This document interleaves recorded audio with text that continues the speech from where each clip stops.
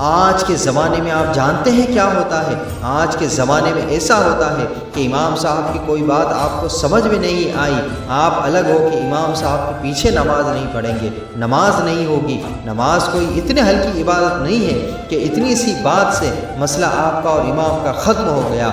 जब तक इमाम के अंदर कोई शरई कमी ना पाई जाए, जब तक इमाम के अंदर कोई शरई खामी ना पाई जाए, तब तक उसके पीछे आप नमाज़ पढ़ेंगे।